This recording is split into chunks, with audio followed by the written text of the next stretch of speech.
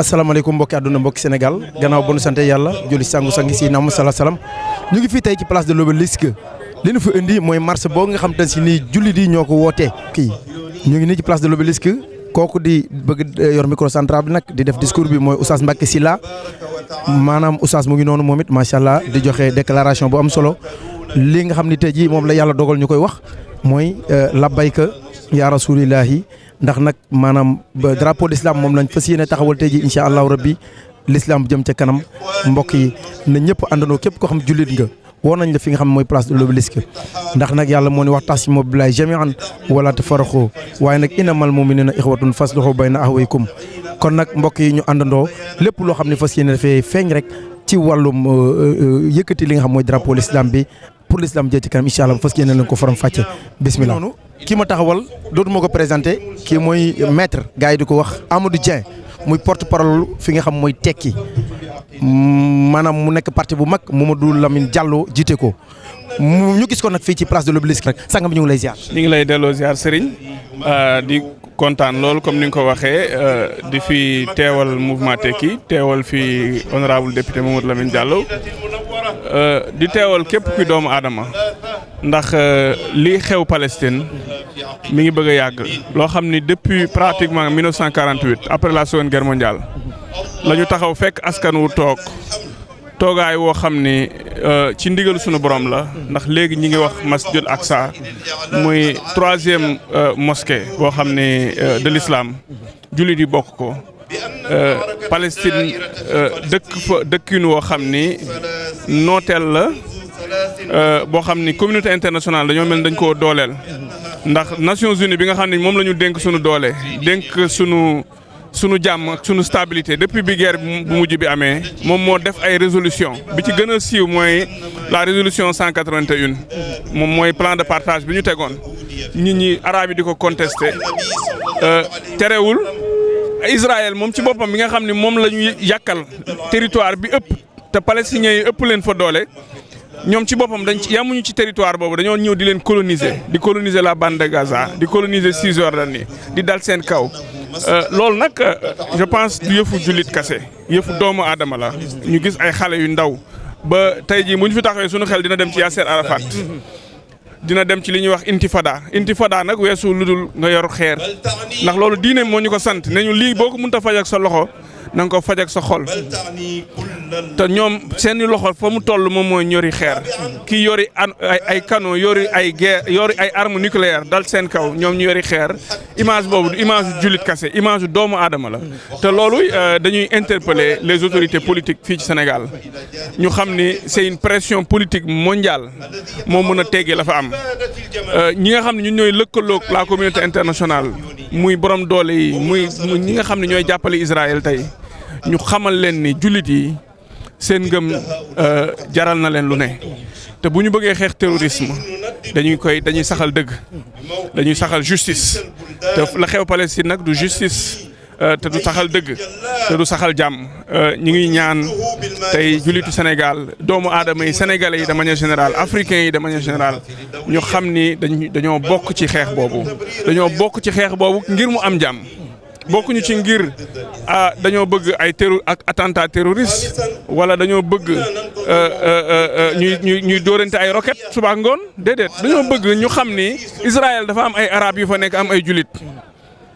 du ay juif kase du guerru religion conflit bi muy doog a commencé israélo-arabe lañ doon wax léegi ñuy wax israélo-palestinien donc benn communauté la benn askan la waaye nag histoire dafa jox doole Palestine ni ñoom ñoo fa sosoo ñoo fa cosaanoo ñële dañoo màng si ñu tuddee leen li ñuy wax la diaspora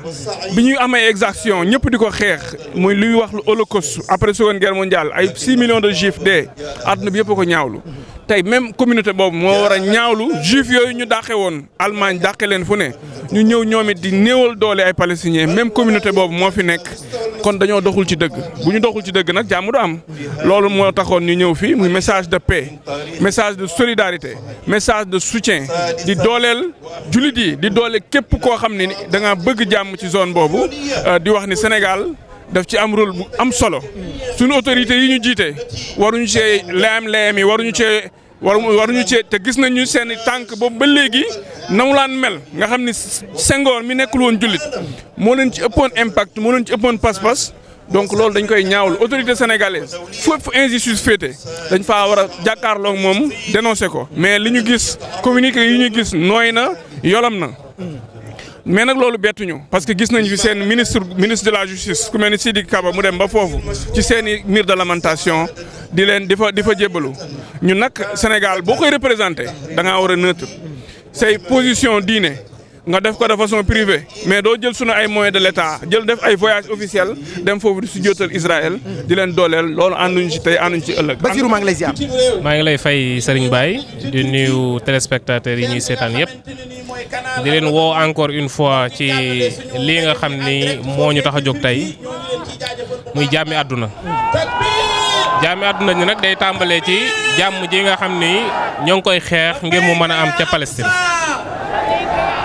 nekk na histoire bu nga xam ni yàgg na lool mu nekk loo xam ne yàgg nañ koo jooy te yàlla dimbali ñu am taxawaay ñëw indi suñu ñaq indi suñu xalaat ñëw taxawal fi diine comme ni ko suñu sëriñ yu baax yi waxee bi mbir yi commencé di ñaan waa Sénégal ak autorités yi ñu jàpp ci xeex bii nga xam ni xeexu jàmm la xeexu justice delloo ginnaaw injustice delloo ginnaaw lépp lu nga xam ne ñu ngi koy togg ci àdduna bi muy néewal doole askan yi nga xam ne am na foo xam ne tolluñu fa di ñaan yàlla képp ku nga xam ne jullit nga ñëw taxawu diine taxawu lislaam ba nga xam ni ndam li nga xam ne moom la ñu wut di ko wutal lislaam di ko wutal àdduna bi muy jàmmi askan wi di jàmmi képp ku nga xam ne rek yaa ngi wuyu ashadu an laa ilaaha illallah ashadu anna muhammadan rasulullah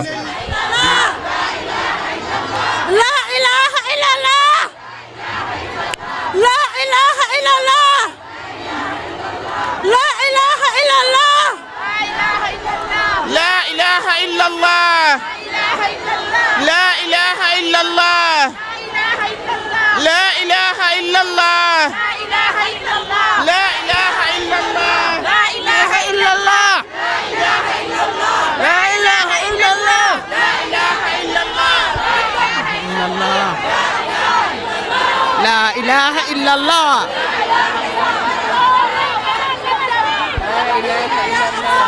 اللهم أعز الإسلام والمسلمين اللهم أعز الإسلام والمسلمين yaay booy lan moo la indi fii. li ma fi indi mooy li nga xam ne mooy li neex yàlla damaa ñëw ñun ñëpp dañoo ñëw ñun sénégalais yëpp jóg taxaw fas yéene xeex lii mu jóge fi Israël bàyyi ñu na bàyyi jullit yi. l'islam jëm ca kanam. islam ca kanam islam mënul ab musul arrière. allahu akbar. islam ca kanam rek la musa nekk waaye nag dañuy xaar ñoom toroxal yàlla dina leen toroxal dina leen faagaagal bu ñu bàyyiwul jullit yi. jërëjëf. wallaahi lazim. yaay booy maa ngi lay ziar. asalaamaaleykum wa rahmatullah auzubillahi min sheytaan rajim ginnaaw bi ñu sante yàlla julli ci yonent bi li suñu mag ji wax rek dañuy ñaan yàlla Israël yal na nasax yal na dee yal na seey yàlla bu mu amati doole waaw jullit yi am doole ay wi jóg fi drapeau bi jóg ca kanam. waaw ca kaw ca kanam rek incha allahu rek. jërëjëf. ok.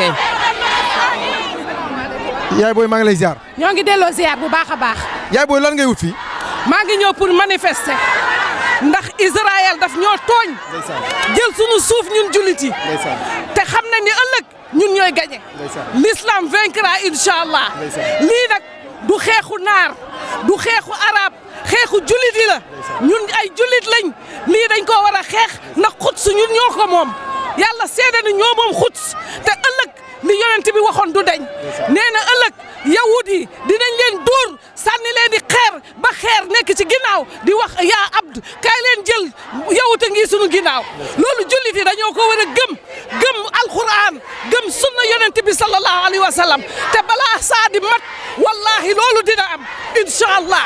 jullit yi dinañ gañe Quds ñoo koy jël àjjana ñoo fay dugg yawut du dugg aljana incha allah. allahu akbar. allahu akbar. xanaa di xeex rek ngir Palestine ndax yaxuut yi dëgg-dëgg sonal nañ jullit nañ instant ñun ñëpp war a jóg dimbale ñu Israël bàyyi Palestine bàyyi jullit li ndax aduna lu mu yàgg dëgg mooy mujj te incha allah ñun ñëpp lañ ci jàpp xeex ndax jullit lii lu mu métti nekk jullit mooy lépp te sa mbokku jullit dañ ne yonent bi sallallahu alayhi wasallam dafa ne sa mbokku jullit balaa nga ko xam lépp lu ko métti lu ne kenn ku nekk foo mënta nekk fu ne da nga war a xeex ngir jàppale leen loolu te incha allahu rabbi lii nañ ci xeex te incha allah juif yi nañ fi génn. ñu jox kàddu gi ki nga xam ne moo jiite Ligue des imams et prédicateurs du Sénégal macha allah ñu gën koo xam Ahmed Dame Ndiaye mu nekk ci yoonu l'islam waaye di oustaz bu mag macha allah nekk foofu ci télé boobu di waxtaanee li nga xam mooy diine ji ñooñu kon nag jàngal ñu àndandoo ñun ñëpp teewlu gi nga xam ne mooy oustaz Dame Ndiaye. labbayka ya aqsa labbayka ya aqsa labbayka ya aqsa mbokki jullit yi assalaamu aleykum wa rahmatullahi wa barakatu maa ngi leen di nuyu ci turu association islamique yu Sénégal yi ak yu imam yi di leen ndokkeel bi yoon te bañ leen a massawu xam ngeen ne fii daje nañ fi ba tey ngir jàppale suñu mbokku Palestine yi waaye daje tey bii daa wuute at yi daan paas bii yoon dañ leen di ndokkeel lu tax ñu leen di ndokkeel mbokk jullit yi tey ci tey gàcce ngalaama suñu mbokku Palestine yi gàllaajam toj na Israël gàllaajam toj na ndax suñu mbokk Palestine yi xas nañoo xam ba noppi ne mbajum kanam borom ba koy fayal boromam yàgg nañ fee toog di xaar jullit yi ñu leen di mbég di leen kudda di leen wéq ñuy jooy léegi nag xam nañ ne mbajum kanam ma nga koy fayal boppam commencé na faj baj bi Israël gàllaajam toj na ndax xas nañoo fàttaliku wax ja yàlla waxoon ci alquran ne wala tahinuu fi ibtigaa'il qawm bu leen xeeb seen bopp ci dal ci noon bi bu leen xeeb seen bopp ci dal ci kaw noon bi wala tahinuu fi ibtigaa'il qawm in takunu taalamuun suñ leen bombardé ak avion mu métti leen rey leen fa innahum ya'lamuuna kama ta'lamuun seen bomb yi sànni leen ko dana leen métti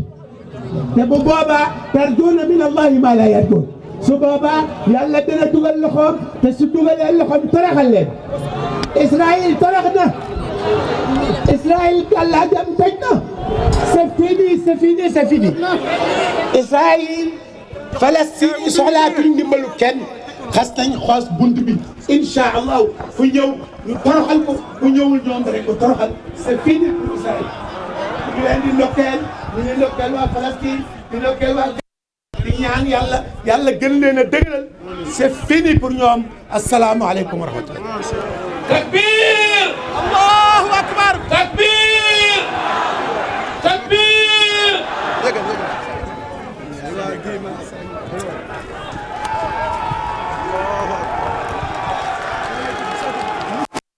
nuyu naa leen yéen ñëpp bëggoon naa jaar seen tur ci yéen ñëpp waaye nee nañ ma ñaari minute laa am mbokk yi jullit dafa war a jàppale moroomu julli ba chrétien dafa war a jàppale mbokk chrétien wam juif dafa war a jàppale mbokk juifam waaye wax ji mooy lan mooy jullit dafa war a jàppale mbokk jullitam jullit jàppale mbokk jullitam mooy gis dëgg te wax ko te dëgg mooy Israël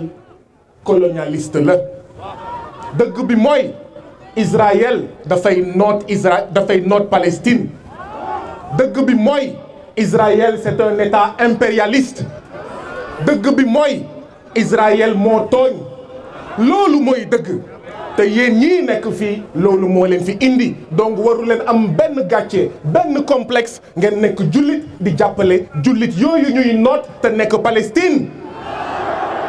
ndaxte nag at yii passé dafa am ñoo xam ne dañoo am complexe ba ci jullit yi dama ne am na ñuy jëfandikoo diine ngir noot askan loolu bëgguñu ko jëfandikoo diine ngir noot askan bëgguñu ko waaye jëfandikoo diine ngir fecci askan ngir libérer askan ngir émanciper askan ngir xeex nooteel diine boobu baax na jëfandikoo boobu yi baax na loolu ngeen di def moo tax ñu ne Palestine ci kaw Palestine ci kaw Israël ci suuf Palestine ci kaw Israël ci suuf Israël dégage Israël dégage Israël dégage beneen bi mooy war nañ am gàcce état du Sénégal bu ñu moytuwulee bu ñu seetaanee ñun askanu Sénégal état du Sénégal dina jël ndaare ci beneen fànn muy jàppale bu ñu waroon jàppale suñu mbokk suñu askan suñu mbokk waa Palestine ndaxte état du Sénégal dañ ko ràññee woon ca kaw ca kanam ca li doon xeex li doon noot askanu Palestine waaye fan yii weer yii dafa mel ni ñun état du Sénégal ñu ngi bëgg a jël ndaare ci fànn boobu ndaxte boo dégluwee seen communiqué bii passé dafa mel ni dañoo yemale Israël ak Palestine te yemuñu li am mooy Israël moo tooñ li am mooy Palestine ce sont pas des terroristes Palestine ce sont des résistants Palestine ce sont des résistants vive la résistance brave et héroïque du peuple martyr de Palestine lii mooy wax ji nekk état du Sénégal bëgg a yemale Palestine ak Israël loolu duñ ko fi nangu tey duñ ko fi nangu ëllëg Palestine vivra Palestine vaincra aca ca kaw ca kanam jërë ngeen jëf. jërëjëf kii Marie takbir takbir farak dëgg daal nekkete lu neex la jërëjëf ñu njëkkante ak waxtu yu ba léegi woo soxna Khadijatou Sow soxna Khadijatou أعوذ بالله السميع العليم من الشيطان الرجيم بسم الله الرحمن الرحيم الحمد لله العزيز الحكيم والصلاة والسلام على رسول الله محمد صلى الله عليه وسلم لبيك يا أقصى لبيك يا أقصى لبيك يا أقصى mbokki julitu Sénégal ñu ngi leen di jaajëfal di yaax ne yal na buur bi subhanahu wa taala kontaan ci seen bisu tey jii yal na malaaka yi bind seen taxawaay bis bi yal na malaaka yi noté seen coono yi bis bi yal na yàlla gis naaj wi tàppe ci yéen te yëgoo leen ko faalewu leen ko ndax sotal islam allahu akbar ya ixwaan mbokk julit ñi li ma yëkkatiloo kàddu mooy xool leen tey ay jigéen ñuy dégg partout dans le monde ñu ne dañuy xeex ngir àq jigéen ak yelleefu jigéen waa mbokk yi benn question lay laaj ana ñi doon wax ni jigéen buñ ko mayee mariage par force nañu jóg ana ñi doon wax ni dañoo jóg pour benn jigéen buñ ko bunduxataal ana ñi doon jóg naan kenn du gëdd benn jigéen ana ñi daan jóg naan kenn du dóor benn jigéen tey la ñuy rey ay jigéen ñoom ñëpp ñu noppi yaa ixwaan tey la ñuy fekk ay jigéen seel bi wàññi togg ñu fat leen cin la togg ya yëpp jaxasoo doon ay deret xanaa jigéen ñooñu nekkatuñu ay jigéenu àdduna xanaa jigéen ñooñu doonuñu woon ay yaay am ay doom xanaa jigéen ñooñu yellewuñu ñu leen di yërëm di leen di respecté xanaa ñooñu amuñu droit de vivre mbokk yi ana xale yu ndaw yi sànq ñu ngi dégg discours bi ñu ñuy wax lu tolloog 65 xale ñu rey leen moo ne benn bakkan ci doomu France buñ ko reyoon Sénégal ñëpp jóg àdduna wërngal këpp jóg taxaw xanaa bakkan du bakkan xanaa bakkan du bakkan xanaa borom bi subhanahu wa taala waqul woon an nafsa bin nafsi wal ayna bil ayni wal unsuna bil usun wal anfa bil anfi wal juruha qisas alquran bi mu koy wax ñun fu ñu nekkoon wala dañuy xaar ba tey ñu koy nax sayal mbokk yi yéen ñi de bokkoo nax sayal deret gi leen yëngal mooy deretu al iman deret bi leen yëngal mooy xormal masjidul aqsa bi buur bi subhanahu wa taala wax ci alquran buur bi yàlla nee na baada auzu billahi min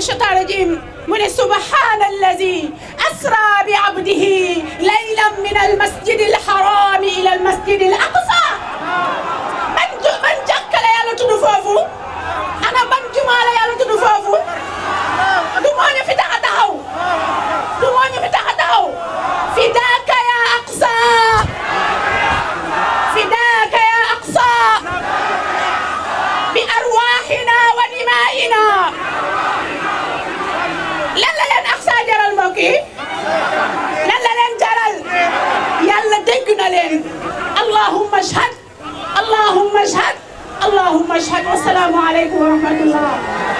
kenn bu ndaw rek oustaz nga may baal mooy dama bëgg li ngeen wax tey bu fekkee ne mu ngi ci biir xol yi lenn laa leen ñaan yaay yooyu ñuy faat seeni ay doom suba ngoon ak wayjur yooyu ñuy jàpp di leen rey seen kawlal ak boroomi kër ku mu jaral ngir Yàlla li nga téye ci sa poos dimbalee ko fii ñu dajale ko yónnee ko waa Palestine amatuñ sa yére yu ñu sol wasalaamu aleykum na asamaan yëngatu na aras yëngatu na kursi wu yëngatu ndax jullit yi ñoo am naxar yal na Yàlla dégg suñu naxar yal na Yàlla alak noonu lislaam yi allahu akbar allahu akbar la ilaha illallah mbokk yi dañ ma sas pour que li kilifa gi tënkoon sànq ci kàllaama arab ma tënkal ko pour la presse internationale ndax ñu mën a yóbbu message mu egg fa mu war a egg ndax agence Reuters mu ngi fi RFI mu ngi fi Al Jazeera mu ngi fi la presse gazaoui mu ngi fi kon am naa yaakaar ne votre cri du cœur sera entendu à travers le monde. Allahu Akbar. Allahu Akbar. Conformément aux paroles d'Allah, le Très-Haut, qui dit exactement ceci. Autorisation est donnée à ceux qui sont agressés de se défendre. Yallah ko wax. Suratul Al-Hajj, verset 39. Donc qu'on cesse de traiter le Hamas d'organisation terroriste. Les Palestiniens sont en position de légitime défense. Par devoir de soutien à nos frères opprimés de Palestine, nous les signataires de cette déclaration, c'est-à-dire l'Alliance nationale pour la cause palestinienne, nous émettons la déclaration suivante. Depuis plus de 10 jours, l'armée sioniste, dirigée par le criminel Premier ministre Netanyahou, avec le soutien inconditionnel des États-Unis et des pays occidentaux, mène une guerre vicieuse et sale sur la terre bénie de Palestine et dans la bande de Gaza en particulier. À ce jour, d'après la presse internationale, 231 personnes l'ont payé de leur vie, dont 65 enfants, et qui n'ont eu que le tort de défendre leur droit légitime de jouir et de bénéficier de la terre de leurs ancêtres. Ce qui se passe aujourd'hui en Palestine n'est que la face visible d'une guerre féroce et dévastatrice menée contre la Oumma islamique, avec comme objectif à terme la destruction des lieux saints de l'islam, en particulier le troisième lieu saint de l'islam, Masjid al-Aqsa, qui, avec la mosquée de la Mecque, Masjid al-Haram, et le deuxième lieu saint de l'islam, Masjid al-Nabawi, où repose Sayyidina Mohammed sallallahu alayhi wa sallam. Alors ces trois sites religieux sacrés empêchent Netanyahou de dormir, mais il n'y peut rien. Parce que Seigneur Borom a déjà posé les garanties dans Suratul Isra, le voyage nocturne. Les médias internationaux tentent de faire croire aux musulmans que ce conflit qui est en cours depuis 73 ans en Palestine est un simple différend foncier. Toutefois, la vérité constante que nous devons comprendre est qu'il s'agit d'une extension des croisades dans le but d'effacer l'islam, de rayer l'islam de la carte du monde. Nous devons donc considérer ce qui se passe comme une question de foi qui ne concerne pas seulement les Palestiniens, mais plutôt l'ensemble de la Oumma islamique. Le devoir légitime, légal et moral exige que le monde entier, particulièrement les pays musulmans, soutiennent le peuple palestinien qui est soumis à un génocide atroce et abject contre ces meurtriers brutaux. Dès lors, nous condamnons l'attitude déshonorante de certains pays qui se précipitent pour soutenir le bourreau israélien en lui fournissant de l'argent, en lui fournissant des armes et en lui apportant un soutien politique dans les rencontres internationales consistant à justifier les crimes d'Israël contre l'humanité. Nous nous attendions que les dirigeants des pays musulmans, en premier lieu le président de la République, M. Macky Sall, nous nous attendions à ce qu'il assure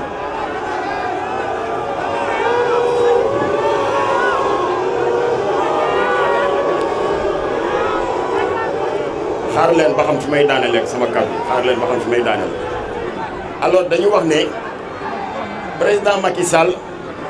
il est le président du comité des Nations Unies waa kon du ma ko tudd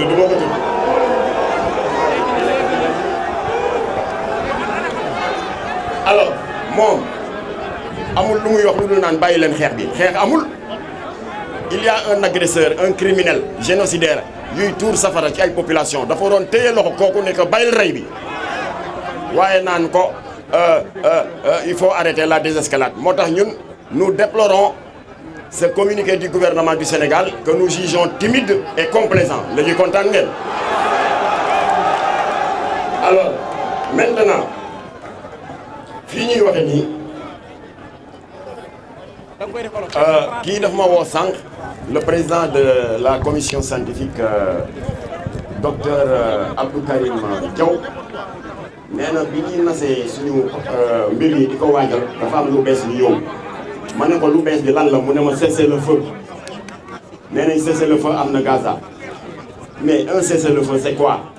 c'est une trêve militaire trêve mooy dañu wéerandi gànnaay yi foo déggee ne dañu wéer gànnaay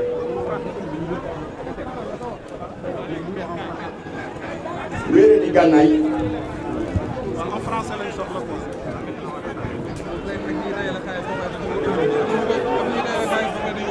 alors cessez-le-feu mooy lan mooy dañuy wéer gànnaay ça veut dire que ëllëg Israël mën na jógaat songaat jullit yi Israël ñaata yoon la violé ay cessez-le-feu Israël a violé les accords de Camp David en 79 Israël a violé les accords de Oslo en 94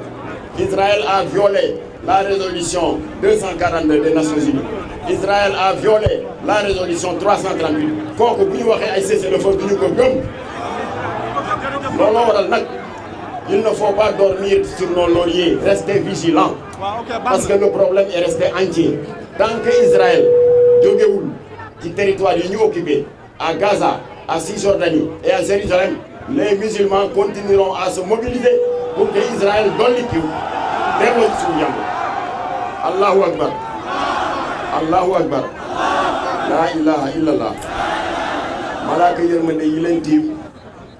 ñu ngi leen di bindal ay yiw moo tax ku ñëwul tey ci jataay yi bu fekkee amoo ngànt perte nga kon nag yàlla leen yàlla sàmm yàlla na yàlla dëppale xolu jullit yi parce qu'il n'est pas normal un petit pays comme Israël am 10 millions d'habitants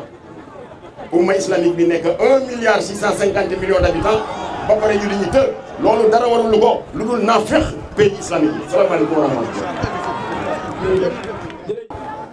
fan yii bi bombardement yi tàmbalee dama toog sama xol tàng ma ne law kaana Sidi Lamine Niass hayyan bu fekkoon ne Sidi Lamine Niass mu ngi dund kon yëngal na réew mi ba léegi yal na yàlla yërëm Sidi Lamine Niass yal na yàlla xare ba aljanna yal na ko yàlla booleeg suhadaaw yi ci lim ñu jàngal Aqsa ci lim ñu ko bëggloo ci lim ñu ko gëmloo rahmatullahi alayhi